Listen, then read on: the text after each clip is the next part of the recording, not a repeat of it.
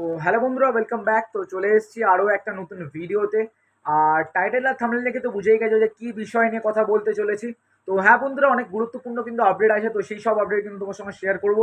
তো তার আগে সবার প্রথমে যেটা বলে থাকি, যারা এখনও অব্দি চ্যানেলটাকে সাবস্ক্রাইব করেনি বন্ধুরা, তারা কিন্তু অবশ্যই চ্যানেলটাকে সাবস্ক্রাইব করে লাইক করে শেয়ারটা করতে একদম ভুলো না। আর যারা যারা এখনও অব্দি আমাদের ফেসবুক এবং ইনস্টাগ্রামে যারা যারা ফলো করেনি, তারা কিন্তু অবশ্যই কিন্তু ইনস্টাগ্রাম এবং ফেসবুক পেজে কিন্তু ফলো করে দাও। ডিসক্রিপশন বক্সে কিন্তু লিঙ্ক দেওয়া আছে।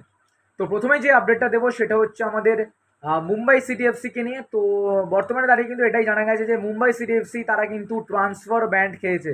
তো হ্যাঁ বন্ধুরা, মুম্বাই সিটি এফসি তারা কিন্তু ট্রান্সফার ব্যান্ড খেয়েছে। কোনো প্লেয়ার কিন্তু এখন তারা সই করাতে পারবে না। কেন সই করতে পারবে না সেটা তোমাদের বলে দিই, মানে কেন ট্রান্সফার ব্যান্ডটা খেলো। তো মুম্বাই সিটি এফসি কিছু পেমেন্ট রিগার্ডিং সমস্যা হয়েছে, মানে পেমেন্ট কিন্তু ডিউ রেখেছে।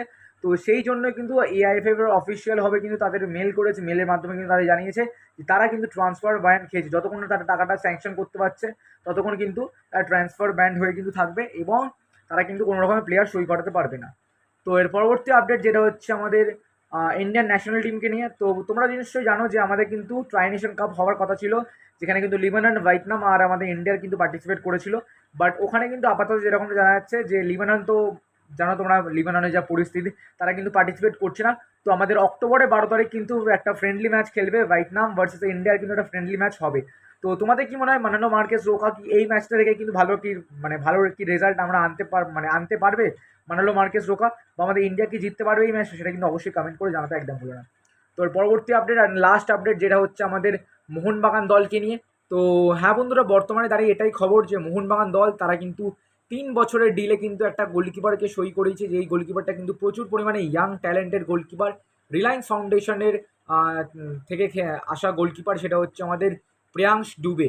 তো এই প্রিয়াংশ ডুবেকে কিন্তু 3 বছরে কিন্তু চুক্তিতে সই করে নিয়েছে মোহনবাগান দল। তো দেখা যাক কি হয় না হয়, পরবর্তীকালে সব কিছু তোমাদের আপডেট দেবো। বাট এইগুলো কিন্তু আজকে আপডেট ছিল। তো আশা করছি তোমাদের আপডেটগুলো ভালো লেগেছে বন্ধুরা। যদি আপডেটগুলো ভালো লেগে থাকে অবশ্যই লাইক করবে, শেয়ার করবে, আর পাশে থাকা বেল আইকনটাকে অল নোটিফিকেশন ক্লিক করে শেয়ার করতে একদম ভুলো না। চলো টাটা, দেখা।